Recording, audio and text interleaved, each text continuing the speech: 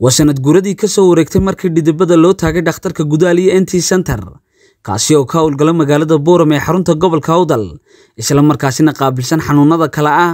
cabirka maqalka sawirka dhagaha sanka iyo cunaha qaliinada qanjaha dhagaha iyo sanka Dr. Cabdiraxmaan Xasan Cabdilaahi oo ah maamulka cisbitaalka ayaa ka warbixinay muddadaas iyo waxyaalaha uu qabsoomay iyo bulshada ay daweeyeen iyagoona qaarkood ay safarro u soo galeen sida uu sheegay Dr. Cabdiraxmaan Xasan Cabdilaahi marka hore Ilaahay baa mahadleh dhammaan mahad oo dhan Ilaahay baa iska leh waqtigiisina soo gaarsiiyay bisheedii ayaa waxay ahayd maalintii aan furnay qaybta qaliinka Gudaaliya NT Center qaybtiisa qaliinka iyadoo hore u shaqeyn jireen qaybta bukaan socodka iyo daweynka iyo shaybaadhka waxa Ilaahay mahadiya in maanta Ilaahayna soo gaarsiiyay iyadoo dad badan meesha ay ka intifaacsadeen oo ay ka heleen adeegyo badan oo daaweyna ama qaliina ah ay ka heleen maanta waxay tahay maalinteedii dad badan oo runtii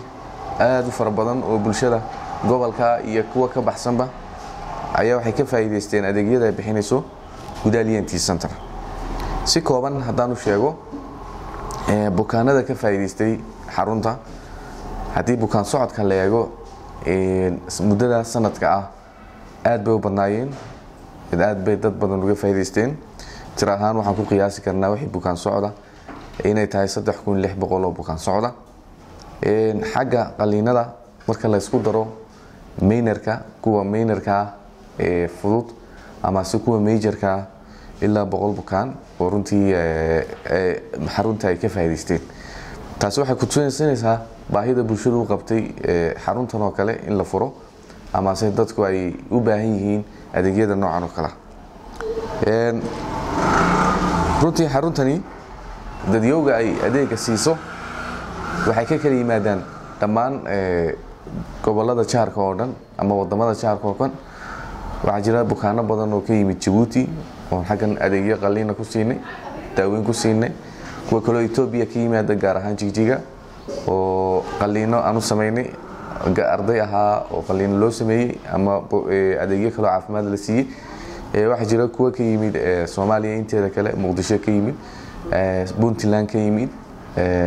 Burco ka yimid Berbera ka yimid Hargeysa intaas oo adeeg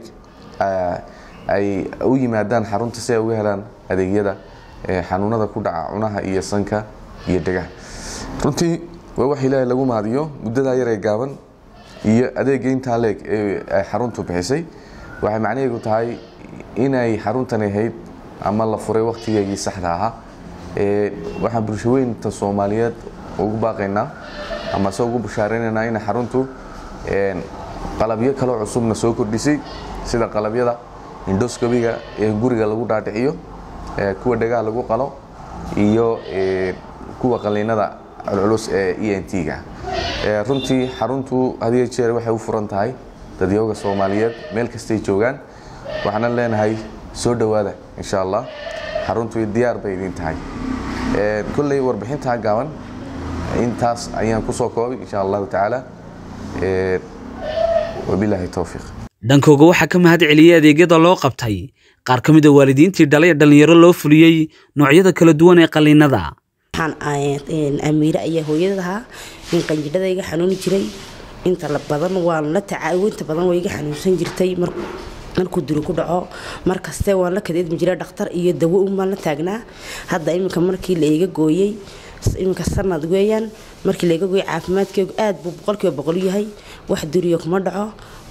duriga haduu ku dhacaan dadkan buu maraayo sidii awalan ula kadeed jiran dawada uu iibin jiray uguma iibiyo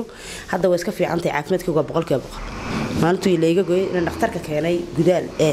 Cabdiraxmaan iga gooyay aad buu fiicantahay kan ana dhalay waa Axmed Cabdilaahi waxa loo sameeyay qaliin tonsillitis-ka oo Dr. Cabdiraxmaan ayaa sameeyay kolka si fiican baan ugu guuleystay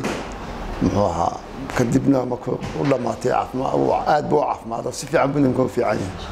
yahay isbedel weyn baa ku yimid markii si rasuul waxa ay sidoo imika yahay ma imkana waa alxamdulilah aad iyo aad buu caafimaday magacayga saddexaan waa cabdiraxmaan ibraahim cabdiraxmaan wallaahi waxaan maxaad uga celinayaa doctor cabdiraxmaan markii hore tabcaan baan ahaa toddobaad waan xanuunsanayay toddobaadna waan caadi baan ahaa dawooyin badan waan qaato wax way iga tiri waayeen laakiin marka qalinka galay si fiican baan caafimaad wallaahi waan fiicanahay wallaahi waxaan ahay inanka guuleed hooyadii baan ahay marka hore uu xanuunsan jiray aad buu xanuunsan jiray casharka markuu qoraayo waxba muu soo qori jirin madaxa ay xanuunan boorin jiray qanjidhadu aad bay xanuuni jireen imikana aad buu u fiican yahay markii la qalay aad buu fiican yahay caafimaadkiisuba imika waa tamaam maxaan xasan cabdilaahi gudaal aad baan ugu mahadnaqayaa